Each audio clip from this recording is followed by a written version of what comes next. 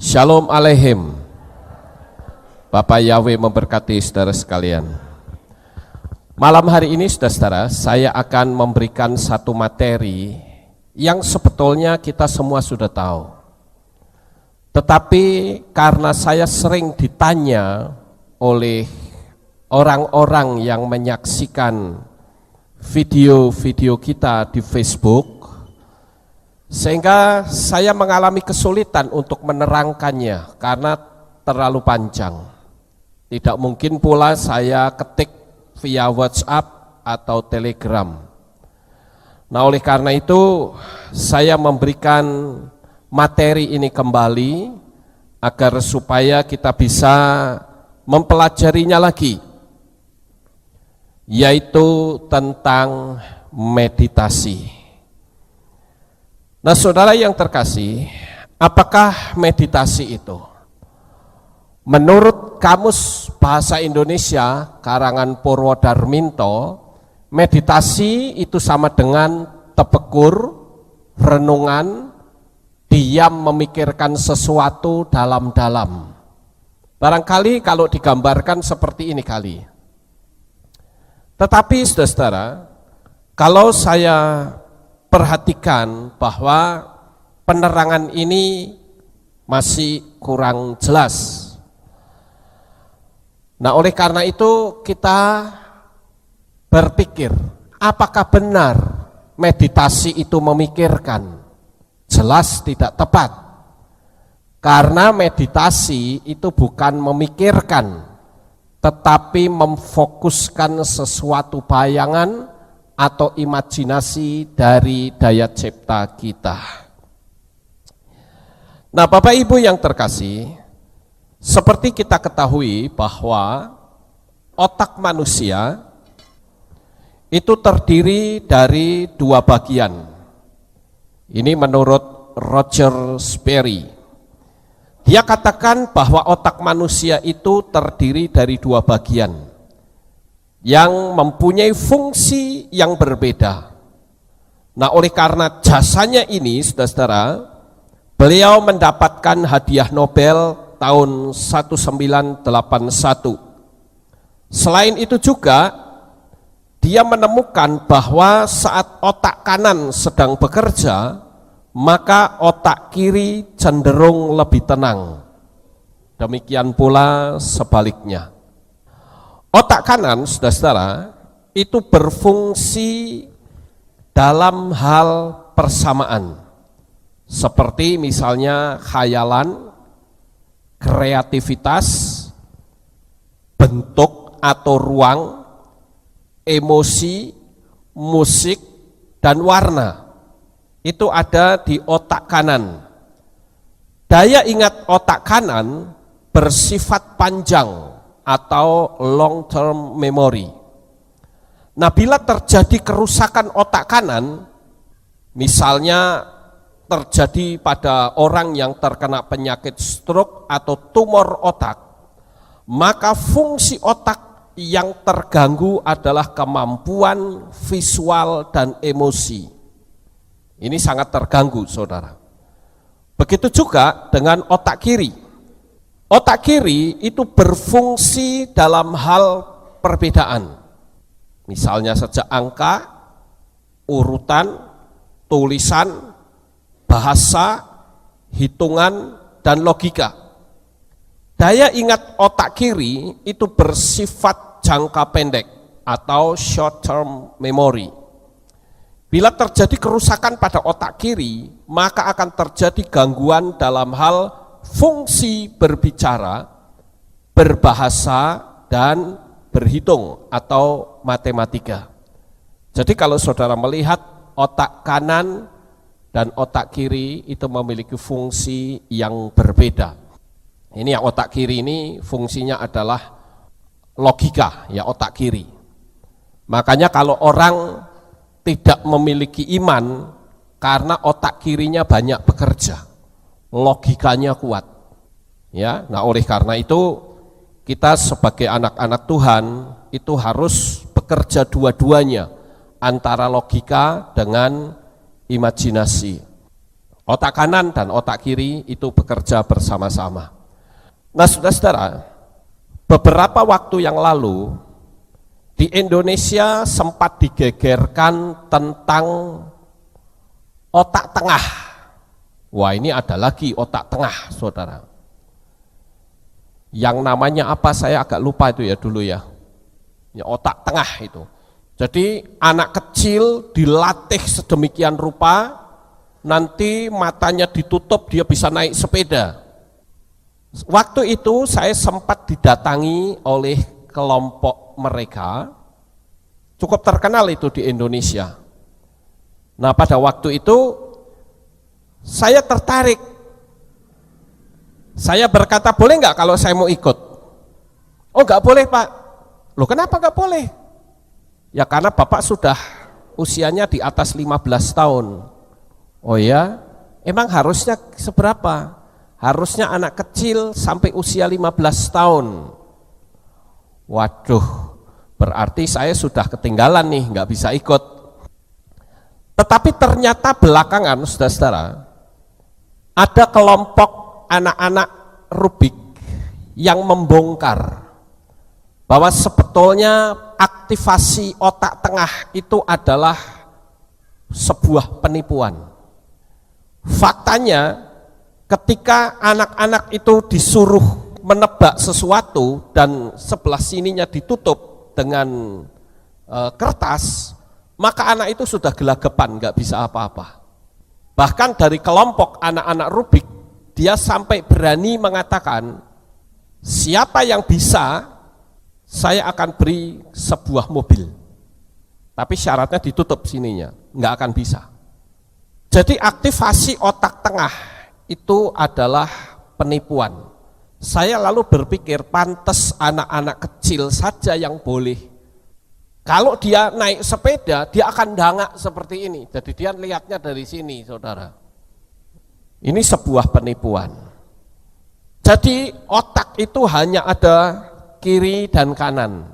Otak tengah yang dikatakan diaktifasi itu jelas tidak benar.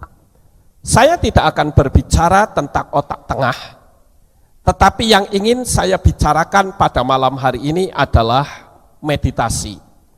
Tentu kalau kita berbicara tentang meditasi, itu pasti kaitannya dengan otak kanan.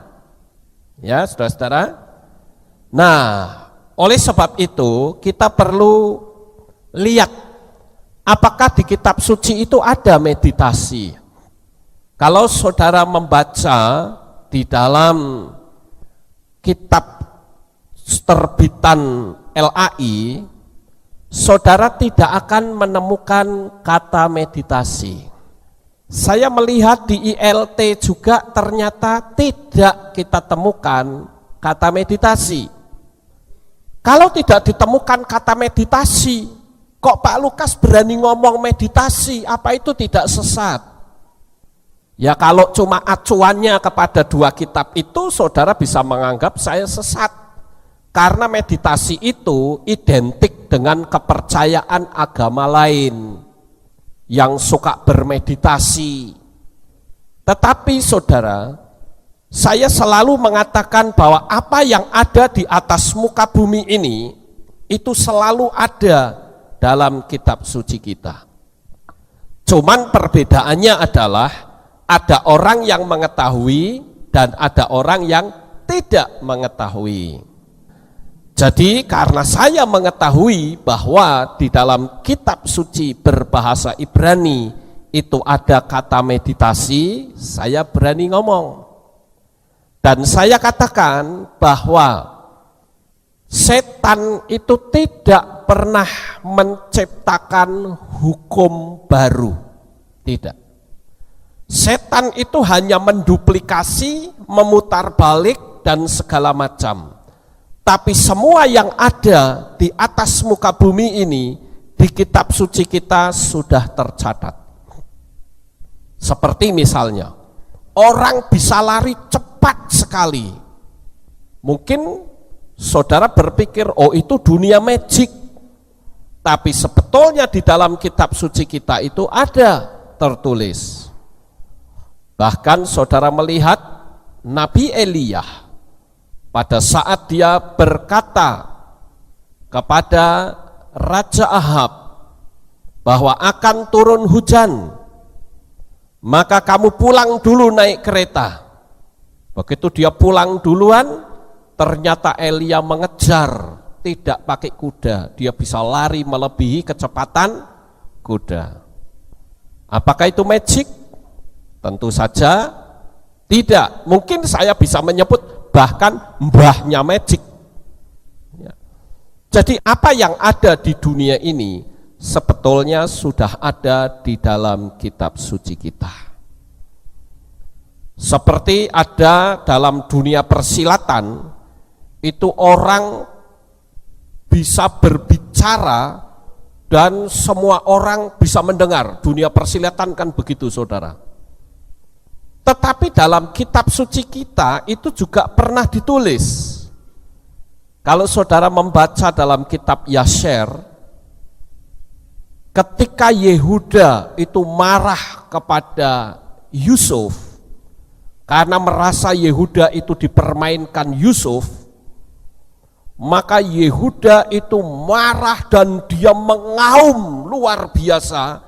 Dikatakan dalam kitab Yasher, seluruh Mesir mendengar. Bahkan Raja Fir'aun sampai ketakutan. Ini suara apa? Seperti auman singa. Nah, itu saya cerita seperti ini untuk menunjukkan kepada saudara bahwa apapun yang ada di atas muka bumi ini itu sudah tertulis di dalam kitab suci kita. Nah, sekarang saudara, saya akan tunjukkan kepada saudara ayat firman Tuhan di dalam kitab Bereshit yang menunjukkan bahwa meditasi itu ada. Mari kita akan buka di dalam kitab Bereshit pasalnya yang ke-24. Dan kita akan membaca ayat 63. Saya akan bacakan dari terjemahan Lembaga Alkitab Indonesia dulu, kemudian ILT, dan setelah itu kitab yang berbahasa Ibrani. Kita akan lihat di LAI dulu. Kejadian atau Bereshit 24 ayat 63, beginilah bunyinya. Menjelang senja, Ishak sedang keluar untuk berjalan-jalan di padang. Perhatikan kata berjalan-jalan. Ia melayangkan pandangnya, maka dilihatnya ada unta-unta datang. Jadi kalau saudara membaca kitab ini, terjemahan LAI, apa yang ada di benak saudara?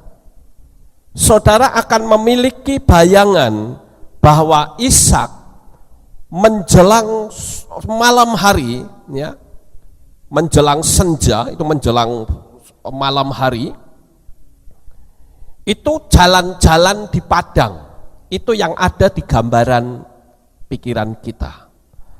Kemudian di kitab ILT dikatakan, dan pergilah Ishak keluar untuk menyendiri di padang saat menjelang sore hari. Ketika dia mengangkat matanya dan melihat, maka tampaklah sejumlah unta sedang datang.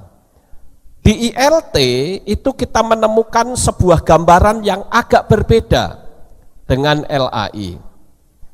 Perbedaannya adalah Ishak itu jalan sore hari, menyendiri dikatakan di situ.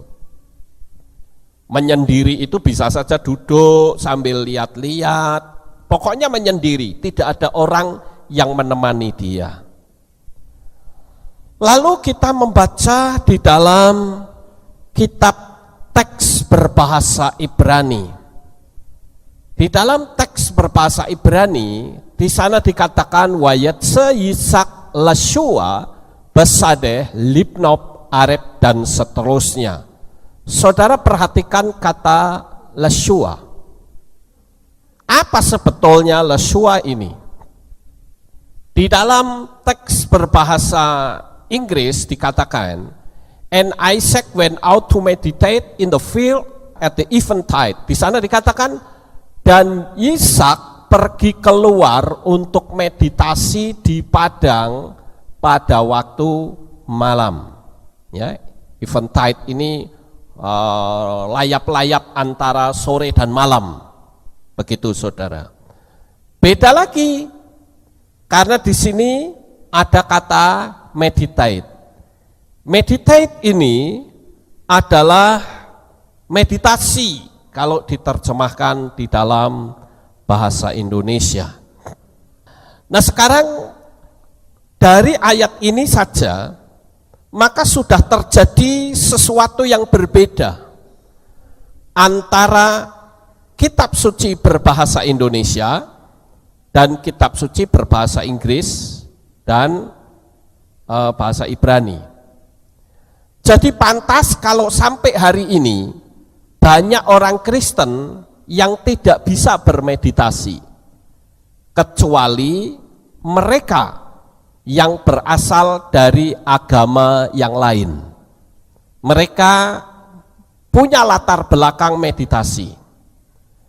Tetapi setelah menjadi Kristen, karena tidak ada meditasi, maka mereka tidak lagi melakukan meditasi. Nah ini sesuatu yang sangat memprihatinkan Bapak Ibu Saudara yang terkasih. Padahal meditasi itu sesuatu yang sangat penting. Sekarang kita akan lihat lagi ayat yang lain yang menunjukkan bahwa meditasi itu betul-betul ada. Tadi saya tunjukkan kepada saudara kata meditasi ini itu dari kata shua, ya, shua ini meditasi. Kemudian di kitab yang lain itu menggunakan kata yang berbeda. Ini ada di dalam kitab Yosua pasal 1 ayat yang ke-8. Di dalam ILT dikatakan, kitab Torah ini tidak boleh menjauh dari mulutmu, dan engkau harus merenungkannya siang dan malam, agar engkau dapat berhati-hati bertindak menurut seluruh apa yang tertulis di dalamnya. Dengan demikian engkau dapat membuat jalanmu berhasil, dan kemudian engkau dapat bertindak bijaksana. Nah di sini ada kata merenungkannya. Kata merenungkannya ini ternyata ditulis di dalam teks berbahasa Inggris, ditulis dengan kata meditate, meditasi. Jadi di sini kita melihat ada kata yang sama, ya, yaitu meditasi. Tapi di dalam bahasa Ibrani agak sedikit berbeda. Di sana dikatakan lo yamus seper hatorah azeh mipika wahagita. Wahagita ini dari akar kata hagah yang berarti meditate atau meditasi. Tentu saja apabila kita melihat hal ini, maka kita memiliki semangat untuk mempelajari meditasi, saudara. Karena yang selama ini kita berpikir meditasi itu tidak ada, ternyata di dalam teks berbahasa Ibrani meditasi itu tertulis dengan jelas. Sekarang kita akan lihat lagi ayat-ayat yang menuliskan meditasi. Ternyata meditasi ini sangat banyak di dalam kitab suci kita. Nah, saudara bisa lihat di sana. Di dalam kitab Tehillim atau kitab Mazmur pasal 1 ayat 2, pasal 5 ayat 1, pasal 19 ayat 14, pasal 49 ayat 3, pasal 63 ayat 6, pasal 77 ayat 12, pasal 104 ayat 34, dan pasal 119 ayat 23, 48, 78, 97, 99, 148, dan pasal 143 ayat 5, semua tertulis dalam bahasa Inggris itu meditate, meditasi. Jadi kalau saya berkata kita perlu mempelajari meditasi yang benar, tentu meditasi yang benar ini agar supaya kita tidak berurusan dengan alam supranatural yang negatif. Karena orang bermeditasi ini akan berurusan dengan dunia alam roh, dunia alam yang tidak kelihatan mata. Dan salah kita melakukannya, maka setanlah yang akan masuk dalam diri kita. Kemudian saudara-saudara, barangkali kalau saya berkata seperti ini, saudara akan mengatakan, loh itu kan dalam perjanjian lama. Apakah dalam perjanjian baru juga ada kata meditasi? Sebetulnya saudara, kita tidak usah mengacu kepada perjanjian baru. Kalau dalam kitab Torah maupun Tanakh, ya kitab Tanakh itu adalah seluruh perjanjian lama, itu tertulis meditasi, tidak usah diragukan. Tetapi ternyata di dalam kitab perjanjian baru juga tertulis meditasi. Di dalam kitab Markus pasal 13 ayat 11 itu juga ada kata meditasi. Lukas 21 ayat 14 juga ada kata meditasi. Kemudian di dalam 1 Timotius 4 ayat 15 juga ada kata meditasi. Jadi sangat jelas sekali di sini saudara, bahwa meditasi itu bukan berasal dari kepercayaan lain. Saudara setuju? Ya, karena kitab kita ini menuliskannya seperti itu. Cuman karena terjemahannya sudah berbeda, maka orang Kristen tidak tahu. Bahkan Kristen Mesianik pun belum tentu tahu kalau mereka tidak membaca kitab berbahasa Ibrani. Atau barangkali kalau dia tahu, dia nggak ngerti cara meditasi yang benar itu seperti apa. Sehingga karena dia tidak tahu, dia tidak mau mengajarkan, lalu divonis saja, sudah tidak usah macam-macam, nanti kamu malah kemasukan setan. Karena selama ini orang berpikir meditasi itu mengosongkan pikiran. Oh, saya katakan kalau Anda mengosongkan pikiran, itu betul setan akan masuk. Kenapa? Karena kitab suci kita menulis, jikalau ada rumah yang kosong, maka akan ada setan yang masuk. Lalu bagaimana caranya? Ya kalau kita tidak tahu caranya, ya tidak usah mengajarkannya, sehingga orang tidak tahu. Tetapi sebetulnya meditasi itu sangat penting saudara.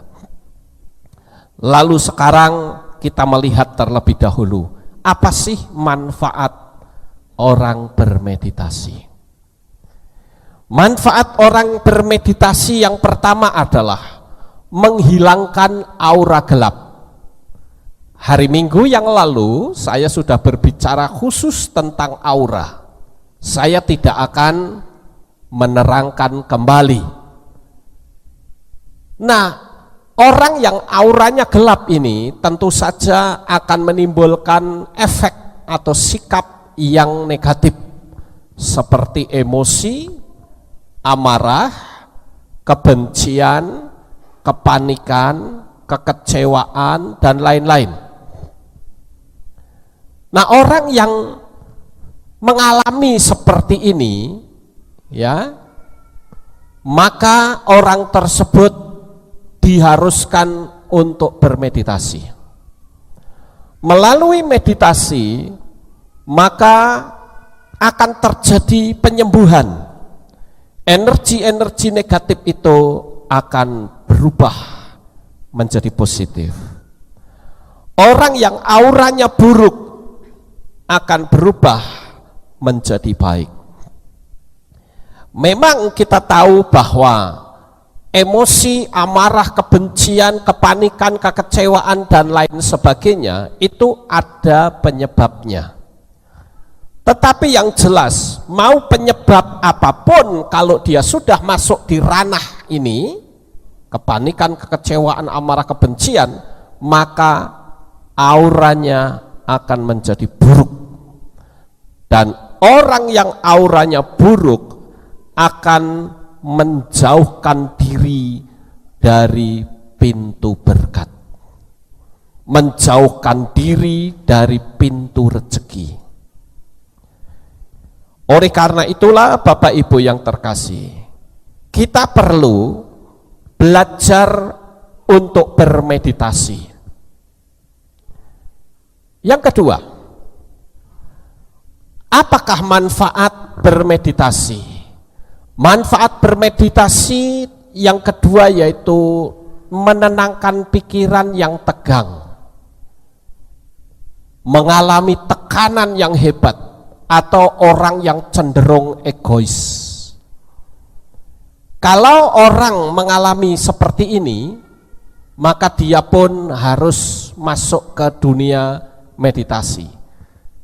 Di zaman sekarang ini, saudara, sementara perekonomian semakin sulit dan waktu berjalan begitu cepat, kadang orang tidak mampu untuk mengejar target.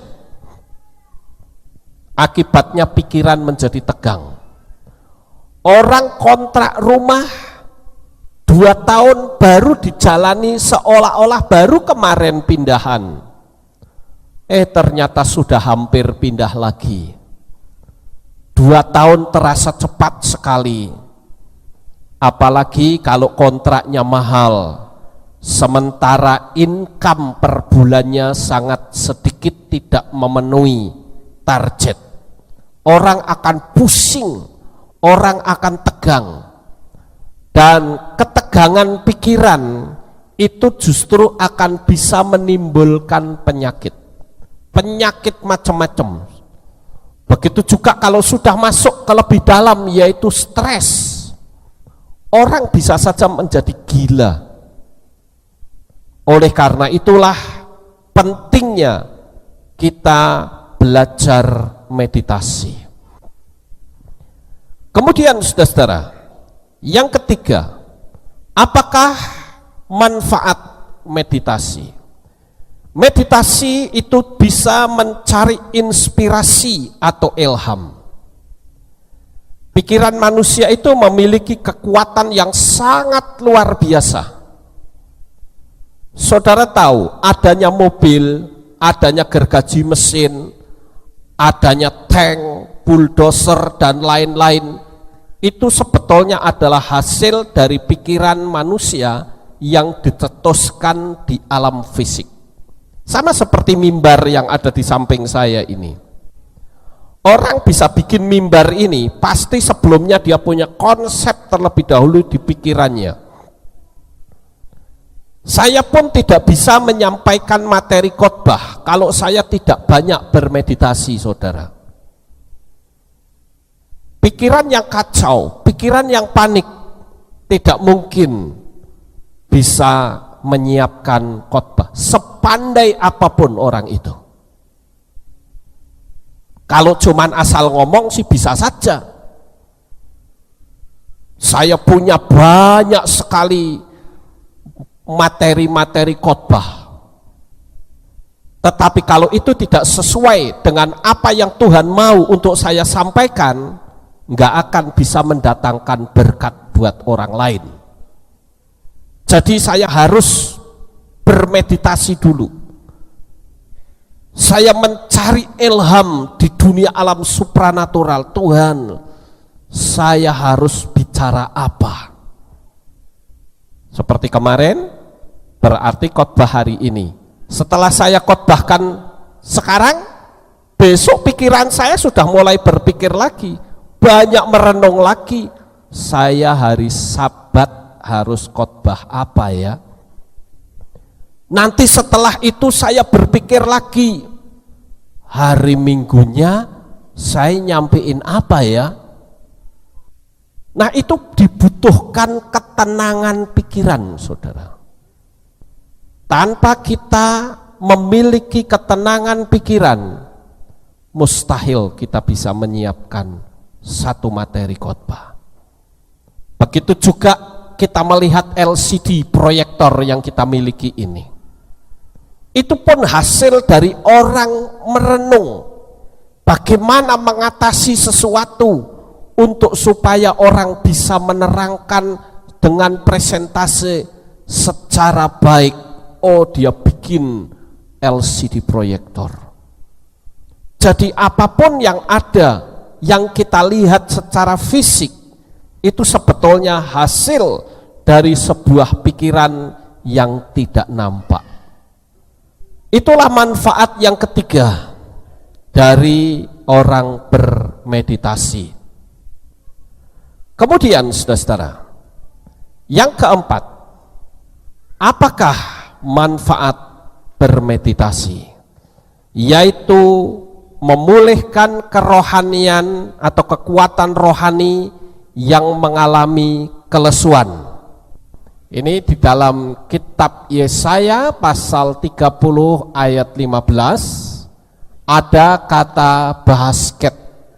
Bahasket ini artinya quietness, ketenangan.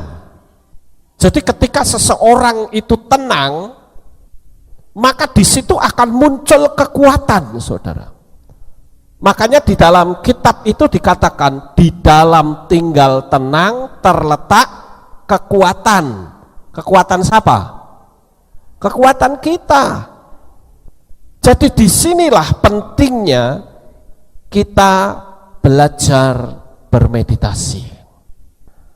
Nanti setelah saya selesai menyampaikan caption ini, saya akan ajak saudara untuk bermeditasi. Nggak lama, 10 menit saja, tetapi sebagai contoh saja untuk orang-orang yang nanti akan mempraktekkan. Ya, saya akan tunjukkan poin-poinnya kepada saudara. Saudara bisa mempraktekannya sendiri. Jadi yang keempat tadi adalah manfaat meditasi, yaitu memulihkan kekuatan rohani yang mengalami kelesuan. Bahkan saat jiwa mengalami kelesuan pun kita bisa masuk dalam meditasi. Kemudian yang berikutnya saudara-saudara, yang kelima, apakah manfaat dari meditasi? Yang kelima yaitu memperkuat visi dan impian. Kalau kita melihat satu contoh yang hebat, seorang anak muda yang bernama Yusuf, dia memiliki visi dan impian yang begitu kuat.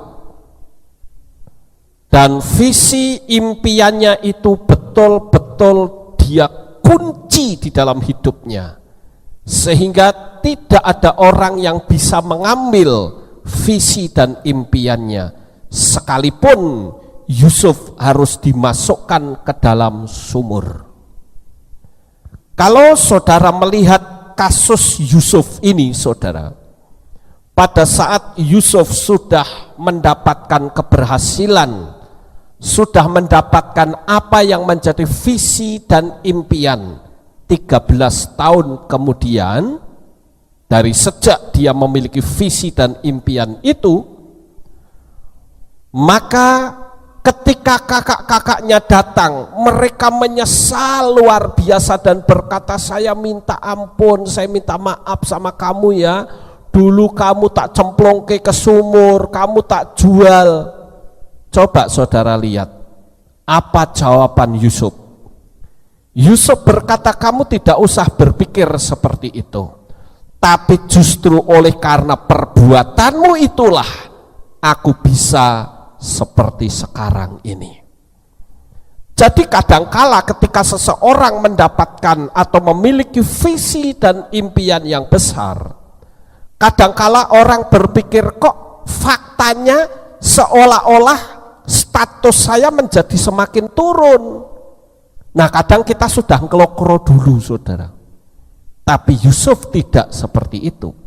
Yusuf meyakini betul bahwa apa yang menjadi visi dan impiannya yang terus dipegang, maka penderitaan yang dia jalani itu sebetulnya adalah cara Tuhan untuk membawa dia mencapai visi dan impiannya. Sampai di sini saudara bisa paham? Nah, di sini kita melihat saudara bahwa tidak selamanya suatu tantangan yang nampaknya menjauhkan dari visi dan impian itu betul-betul membuat kita jauh. No, tidak sama sekali. Yang penting kita terus pegang visi dan impian. Bahkan saat Yusuf ada di dalam penjara pun, Yusuf masih terus berpegang pada visi dan impiannya. Dia tidak pernah lupa akan visi besar yang dia inginkan itu. Lalu bagaimana dengan kita, saudara? Kalau kita memiliki visi dan impian, saudara kasih energi, kasih spirit, kasih tenaga, dan memberikan tenaga itu melalui meditasi. Saya punya keyakinan 1000%. Selama saudara terus berpegang teguh kepada visi dan impian, cepat atau lambat visi dan impian yang saudara miliki itu akan saudara dapatkan. Cuman memang masalahnya manusia itu tidak konsisten dengan visi dan impiannya. Dia suka naik turun begitu. Kadang percaya, kadang enggak. Kadang percaya, kadang enggak. Itu sebabnya agar supaya tetap manteng, ya, tetap kuat terus, memiliki energi yang top, itu dengan cara banyak bermeditasi. Karena dengan orang bermeditasi, maka energi-energi negatif itu akan tersingkir dengan sendirinya. Kemudian yang berikutnya, saudara, apa manfaat meditasi itu? Yang keenam yaitu menghilangkan kebiasaan-kebiasaan buruk. Bahkan sekarang ini ada praktisi-praktisi dari luar sana yang mengajarkan meditasi untuk menghilangkan rokok.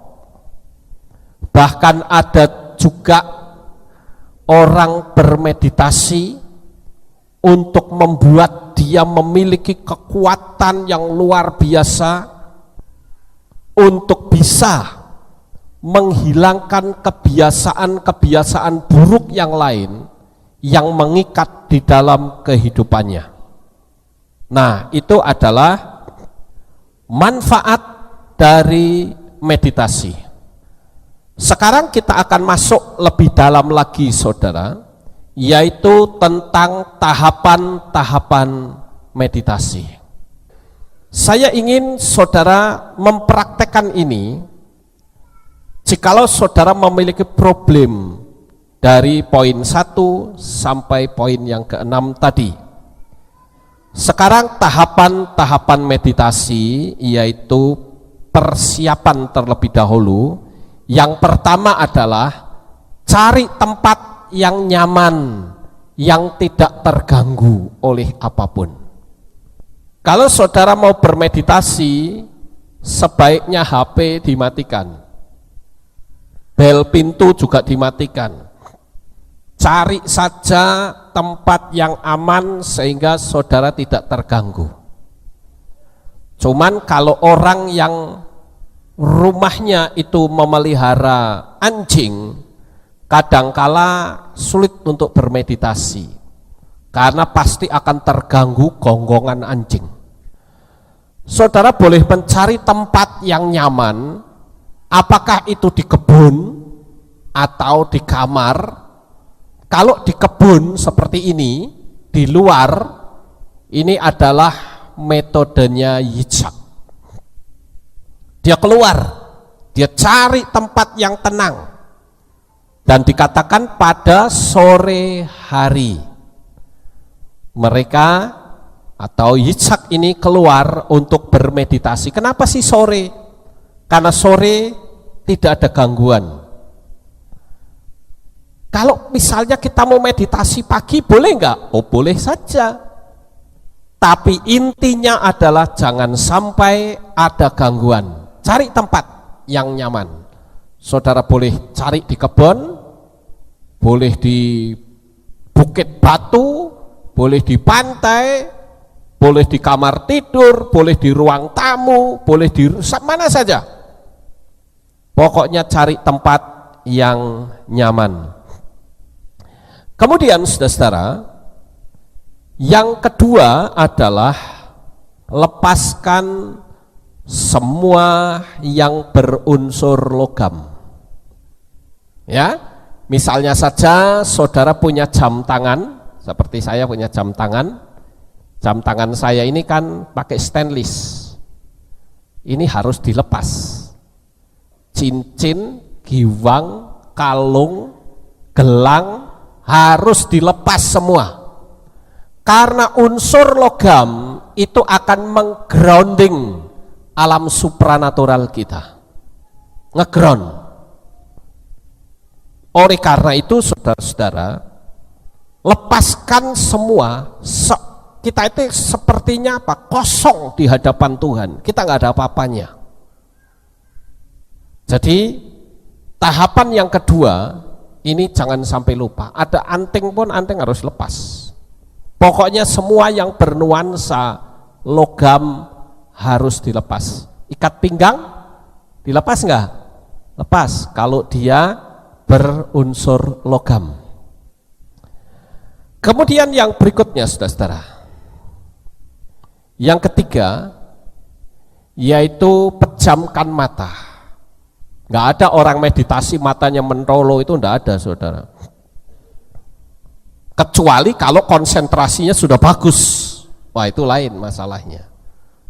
Berarti orang itu sudah tidak bisa tergoyahkan melihat apapun.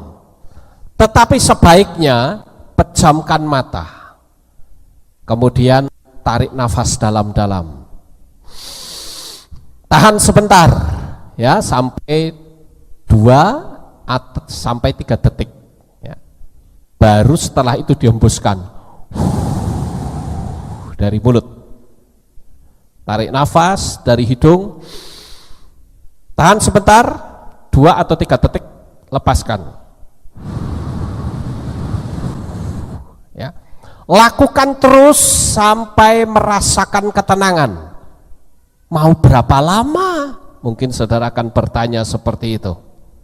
Saudara boleh melakukan itu mungkin 10 menit, mungkin 1/4 jam, atau barangkali kalau saudara sudah terbiasa 5 menit pun saudara sudah bisa tenang. Sudah masuk ke dunia alam supranatural. Artinya apa? Kalau sudah mengalami ketenangan, itu suara dari luar itu hilang saudara.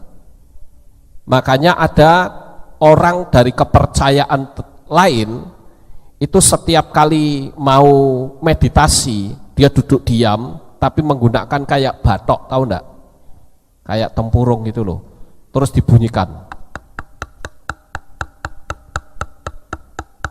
Sambil dia konsentrasi terus dia bunyikan. Sampai tok tok tok toknya itu hilang, itu saudara sudah tembus ke dunia alam roh. Berarti konsentrasi saudara sudah manteng banget saudara. Tapi kalau tok-toknya masih kedengaran di telinga, berarti masih logikanya masih masih bekerja, ya. Tarik nafas dalam-dalam, tahan dalam 2-3 detik, lalu hembuskan. Lakukan terus sampai betul-betul merasakan ketenangan. Nah, pada tahap ini saudara-saudara, ini orang luar mengatakan kosongkan pikiran. Ini bahaya. Kalau kosongkan pikiran, itu nanti yang masuk setan. Kalau saya menggunakan istilah bukan mengosongkan pikiran, tapi nggak mikir apa-apa. Sekalipun saudara penat penuh dengan masalah, saudara duduk diam aja. Duduk diam, nggak usah mikir apa-apa. Lalu tarik nafas. Tahan sebentar dan hembuskan dari mulut. Tarik nafas lagi pelan-pelan. Tahan sebentar, hembuskan. Nah, pikiran saudara atau telinga saudara dipakai untuk mendengar hembusan nafas saudara.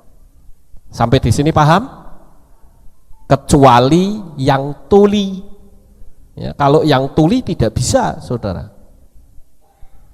Tapi dia akan merasakan tarikan-tarikan nafas itu. Tahan sebentar, hembuskan. Tarik nafas lagi melalui hidung sampai full. Tahan sebentar, hembuskan. Dan itu secara hukum medis, ketika seseorang itu menarik nafas yang panjang, itu otak akan kemasukan oksigen. Itu akan bisa bikin pikiran itu menjadi tenang, teduh, dan jernih, saudara-saudara. Ya, ini tahap ketiga. Setelah itu, tahap yang berikutnya, ini lebih dalam lagi, yaitu menvisualisasikan visi dan impian saudara dengan tenang. Manusia hidup tanpa visi dan impian nggak akan bisa meraih apa-apa.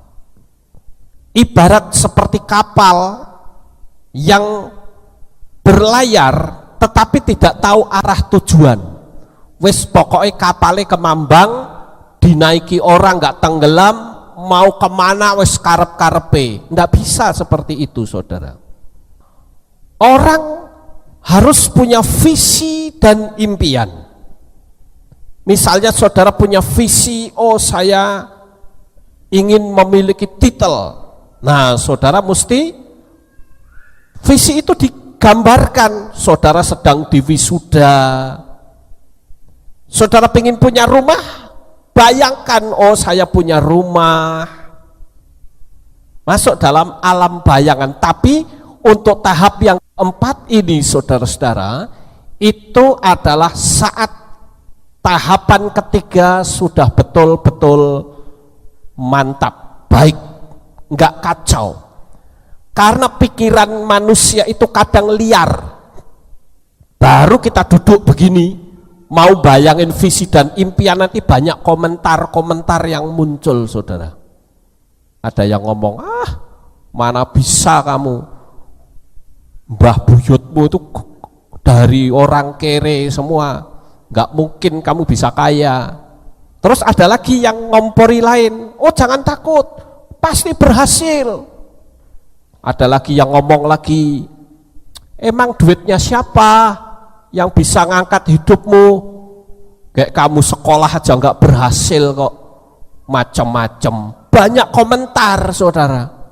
Nah, itu sebabnya tahapan ketiga tadi itu untuk membuat pikiran kita menjadi tenang. Coba saudara bayangkan kalau saya berdiri atau duduk di sebuah kereta yang ditarik 4 ekor kuda. Yang satu kudanya pingin lari ke depan, yang satu pingin lari ke samping kanan, yang satu pingin lari ke samping kiri, yang satu pinginnya diam. Begitu saya sabet, kudanya jeger. Jadi apa keretanya, saudara? Ambruk itu ya. Nah itu pikiran manusia. Pikiran manusia itu liar. Baru kita duduk diem gitu, macam-macam banyak yang muncul, saudara. Itu sebabnya poin yang ketiga, tahapan yang ketiga ini nih memakan waktu yang lama. Sampai betul-betul teduh banget. Pikiran itu ndak liar, nggak kemana-mana. Ini bisa memakan waktu 10 menit, bisa memakan waktu setengah jam, barangkali bisa 1 jam. 10 menit, kacau lagi, pulihkan lagi. Mungkin saudara bisa ngomong juga dalam hati, hai jiwa, tenang. Mulai lagi dari pertama, tarik nafas yang panjang dari hidung. Tahan sebentar, hembuskan lagi, terus seperti itu. Sampai betul-betul tahapan ini sempurna. Ya, baru setelah itu masuk ke tahapan visualisasi. Visualisasi itu kita membayangkan. Sama seperti saat saya ingin mendapatkan gedung ini, saudara. Saya seolah-olah duduk di situ, padahal di situ kan belum ada pastorinya. Seolah-olah saya duduk di situ. Saya lihat ke depan ada mobil pada masuk. Wah, jemaatnya oke. Gitu tuh bayangan saya begitu. Kalau saudara pengen punya mobil, ya saudara bayangkan, oh saya punya mobil. Ya. Sekarang belum punya, naiknya motor. Ya saudara bayangkan kalau kanginan itu seolah-olah sedang asenan. Dianggap gila ya, masa bodoh, ya toh. Saya ingat dulu waktu saya pelayanan ke ke Jogja, saya selalu pinjam motornya Pak Roni. Saya pergi ke Bogeman sedih pinjemin motor.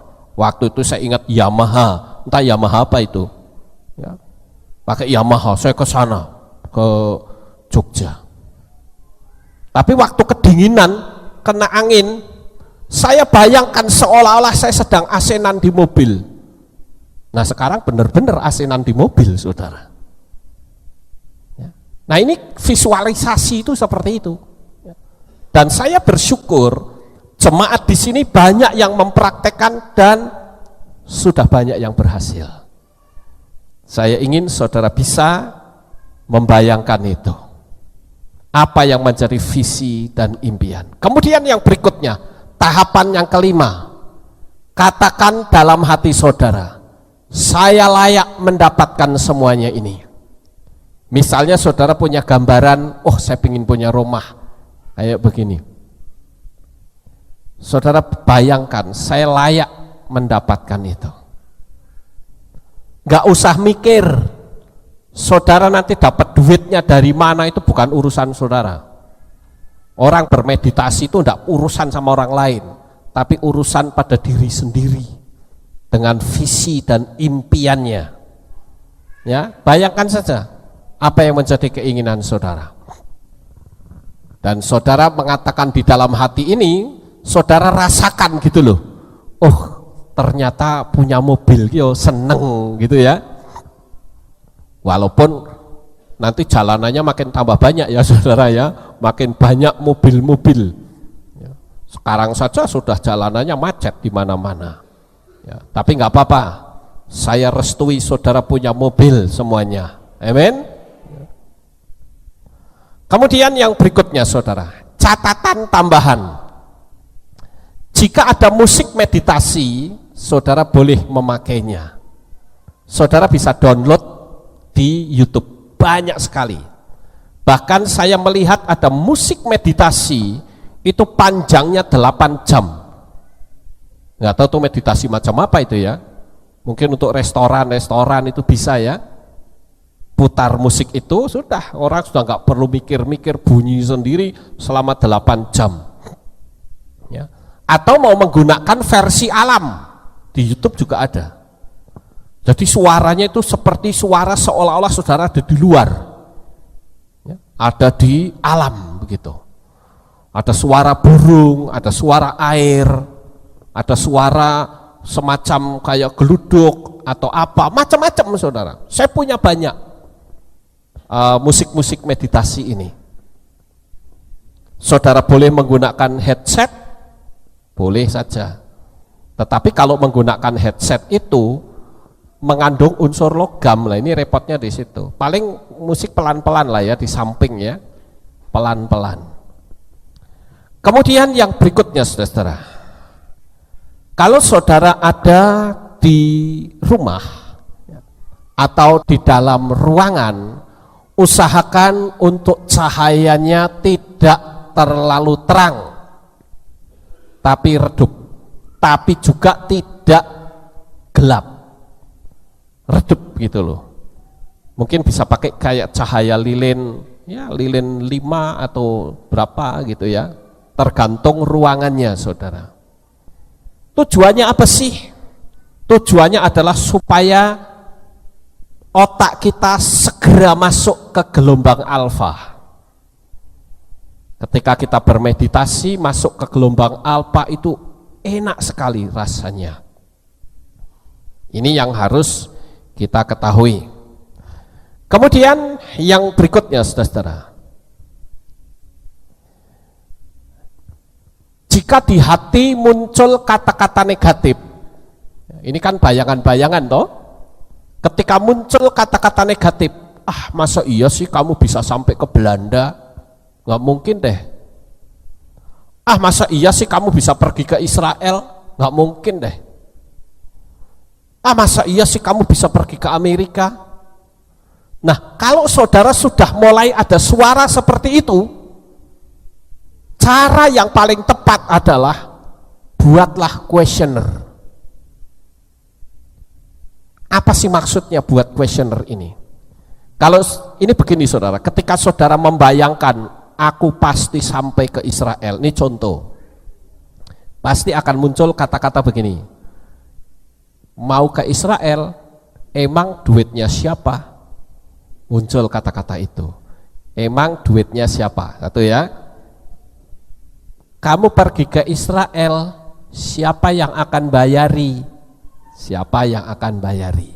Kan kata-katanya selalu begitu kan? Tapi sekarang dengan membuat questioner, maka jawabannya akan berbeda nanti. Jadi saudara bukan berkata aku pingin ke Israel, tetapi yang ada di hati saudara begini, kenapa ya kok saya bisa sampai ke Israel? Kenapa ya kok saya bisa sampai ke Amerika? Nanti akan muncul di hati jawaban yang positif. Oh, karena kamu orang pinter. Oh, karena kamu kenalannya orang kaya-kaya. Oh, karena kamu selalu berpikir positif. Yang muncul akan terbalik semua saudara. Sekarang pertanyaannya, sampai di sini saudara paham atau tidak? Nah, hal-hal ini jikalau kita mempraktekannya, segala visi dan impian saudara pasti akan terwujud. Jadi kalau saya katakan, kenapa ya saya kok bisa sampai ke Amsterdam, berarti logika kita akan ditaklukkan seolah-olah kita sudah sampai di Amsterdam. Paham saudara? Makanya Yesua berkata apa? Apa saja yang kamu minta dan doakan, percayalah bahwa kamu telah. Nah, kita memanipulasi itu pikiran, kenapa ya kok saya bisa sampai ke Amsterdam? Saudara bisa saja pasang gambar-gambar luar negeri. Saudara bisa taruh di kamar saudara, saudara bisa taruh di dompet atau di HP. Jadi dimanapun saudara lihat, saudara berada, yang dilihat itu luar negeri terus. Nah, ketika saudara berkata seperti itu, dalam hati juga mantap, itu alam roh yang akan bekerja dengan sendirinya secara otomatis. Nanti akan ada istilah tarikan-tarikan, saya menggunakan istilah itu. Kalau tidak saudara yang ditarik mujizat, ya saudara yang menarik mujizat. Ditarik mujizat misalnya, nanti tiba-tiba ada seorang teman yang memperkenalkan saudara kepada orang yang berpengaruh. Lalu orang yang berpengaruh itu bisa saja memberi pekerjaan untuk saudara, sehingga saudara ditugaskan ke luar negeri, atau saudara bisa dikasih berkat oleh mereka. Macam-macam, ada jutaan cara Tuhan untuk memberkati kita. Amin, saudara. Nah, itu adalah manfaat dari meditasi. Nah, sekarang saya akan mengajak saudara untuk mempraktekkan meditasi ini sepanjang 10 menit saja, tidak usah lama-lama. Saya akan coba untuk bimbing saudara pelan-pelan. Saudara siap? Oke, sekarang saudara cari tempat yang nyaman. Saya kasih kebebasan sekarang. Saudara mau tinggalkan tempat duduk, mau duduk di sini juga boleh, mau di situ boleh, mau di mana boleh. Sekarang saya kasih kesempatan, silakan saudara cari tempat sebelum kita mulai. Terserah, ayo. Mau tetap duduk di situ juga nggak apa-apa, ya. Saudara tenangkan pikiran dan hati, buat rileks saja. Saudara pejamkan mata. Sekarang saya akan kasih contoh musik meditasi. Ya, ada 2 musik yang akan saya putarkan untuk saudara. Saya akan kasih contoh dulu. Ya, kita lihat dulu 2 musik ini. Satu musik saya bunyikan sebentar, kemudian kita ganti musik yang lain, ya. Nah, ini saudara dengarkan, ini musik meditasi itu macam gini.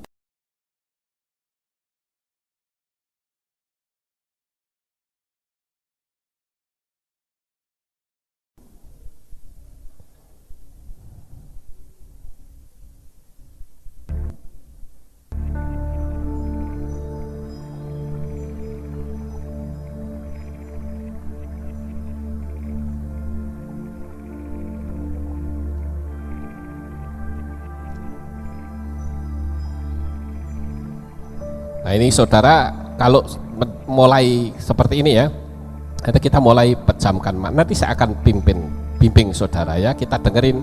Sekarang itu dimatikan, ganti musik yang satunya lagi. Nah, sekarang musik yang bernuansa alam, supaya saudara tahu.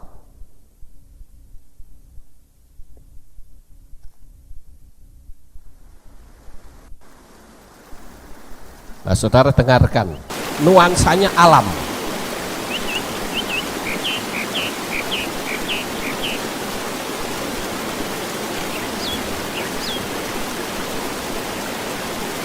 Di sini ada air yang mengalir, ada suara burung. Ini nuansa alam, seolah-olah saudara sedang ada di sini nih. Oke? Saudara tahu, paham ya? Oke, sekarang ya bisa dimatikan lampunya, ini matikan. Sekarang kita mulai. Saya kasih aba-aba, pakai musik ini saja ya, musik alam ya. Sekarang pejamkan mata saudara. Biarkan tenang. Cahayanya cukup, tidak usah terlalu gelap. Cukup segini saja.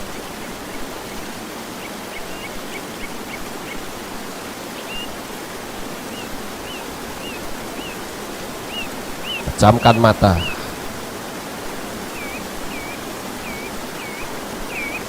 Oke, sekarang tarik nafas yang panjang melalui hidung. Panjang, tarik sampai penuh. Kemudian tahan dalam 2-3 detik. Kemudian hembuskan perlahan-lahan.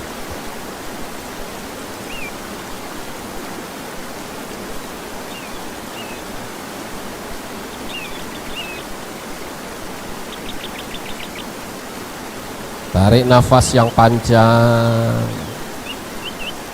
tahan dalam 2-3 detik, hembuskan. Saya beri waktu untuk saudara lakukan itu selama 1 menit. Lakukan terus.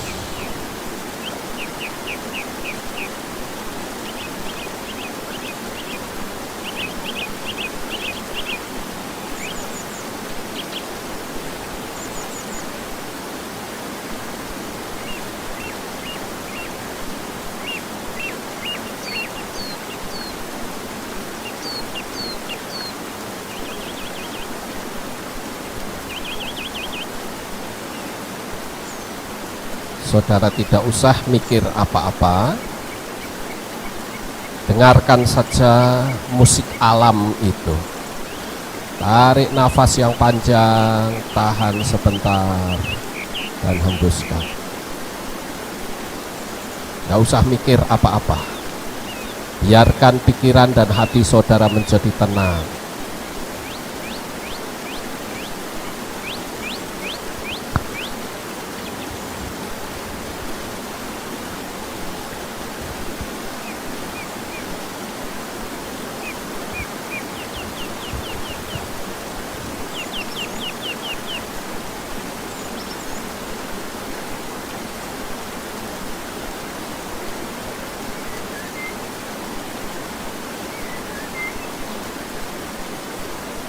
Saudara tetap pejamkan mata,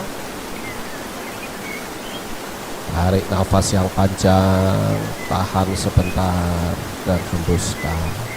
Terus lakukan itu. Buat hati saudara menjadi tenang, teduh sama sekali.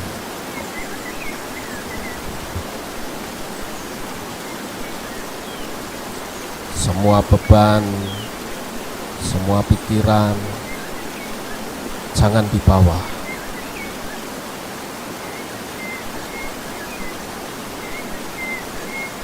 Dengarkan saja musik alam ini.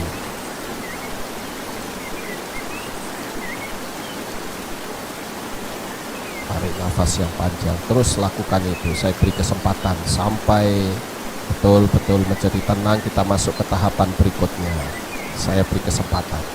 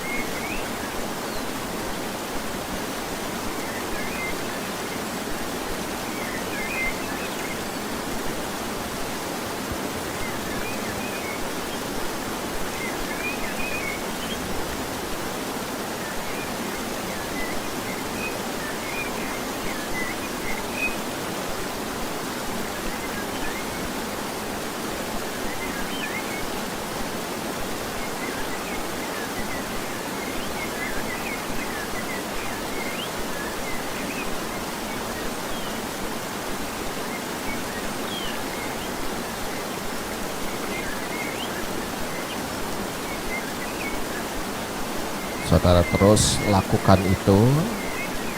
Tarik nafas yang panjang, tahan sebentar, hembuskan.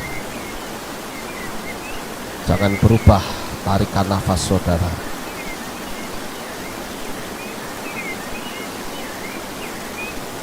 Biarkan hatimu menjadi teduh sekali, tenang sekali. Kalau ada komentar-komentar, saudara alihkan kembali.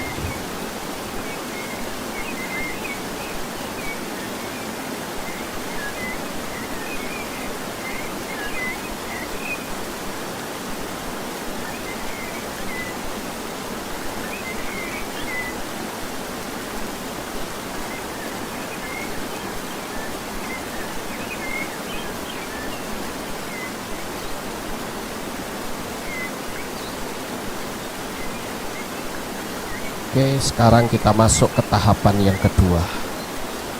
Silakan saudara membayangkan apa yang menjadi visi dan impian saudara. Bayangkan itu kuat-kuat di dalam pikiran saudara. Tahapan tadi bisa lama ya, ini hanya sekedar praktek saja. Sekarang bayangkan visi dan impian saudara. Apa saja, tidak terbatas. bayangkan saja dulu. Oke, setelah saudara bisa membayangkan itu, sekarang usahakan untuk saudara merasakan betul bahwa itu sudah menjadi milik saudara.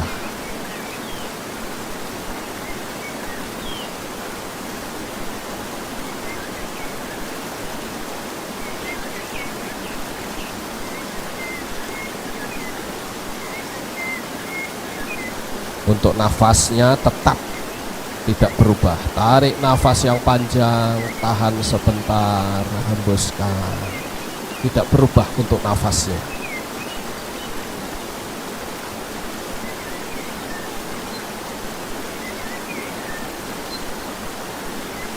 Saudara sekarang masuk ke tahapan berikutnya ini, yaitu merasakan betul apa yang saudara bayangkan itu sudah terjadi dalam hidup saudara.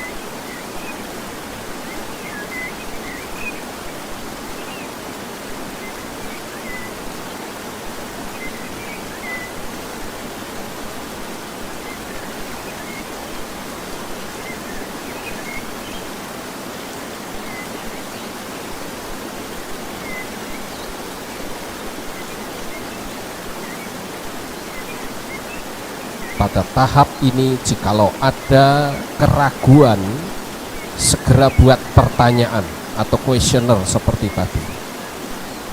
Kenapa ya kok saya bisa punya rumah sendiri? Kenapa ya kok saya bisa pergi ke luar negeri?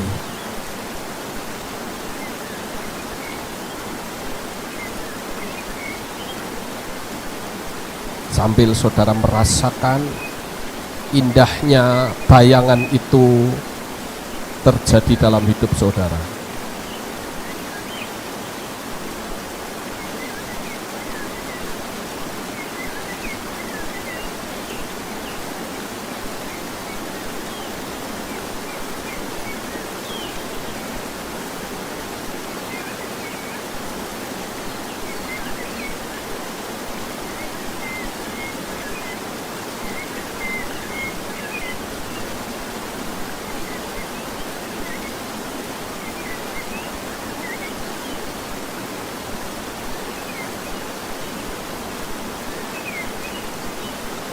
Jikalau pada posisi sekarang ini ternyata kantuk saudara kuat sekali,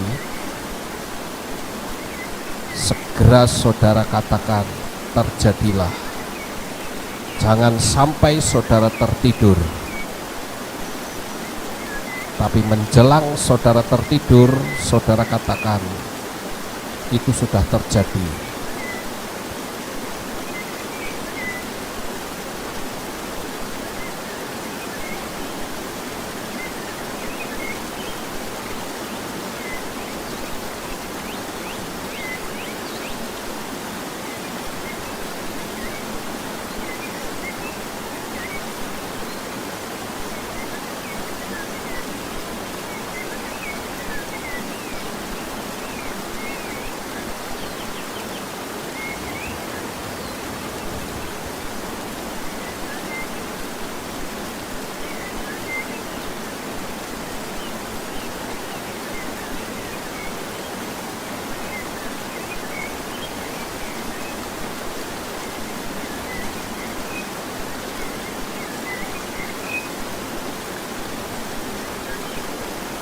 Ya, saya rasa cukup.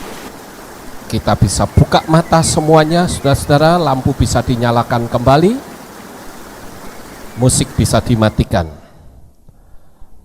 Nah, sampai di sini saudara bisa merasakan ketenangan nggak tadi? Bisa ya? Nah, sekarang saudara praktek sendiri nanti di rumah. Ini hanya contoh saja. Waktunya itu bisa lama, dan saya yakin kalau kita bisa mempraktekkan ini, segala visi dan impian saudara akan berhasil. Kita bahkan bisa memiliki konsentrasi yang lebih lagi, ya. Oke, Bapak Ibu Saudara, saya rasa apa yang saya bisa sampaikan, saudara bisa menjadikan ini berkat dalam hidup saudara. Sukses besar untuk saudara, Bapak Yahweh memberkati. Haleluya. Sekarang kita akan berdoa, kita mengucap syukur. Terima kasih ya Bapak Yahweh, malam hari ini kami bersama-sama telah mempelajari bagaimana bermeditasi yang benar. Oleh karena itu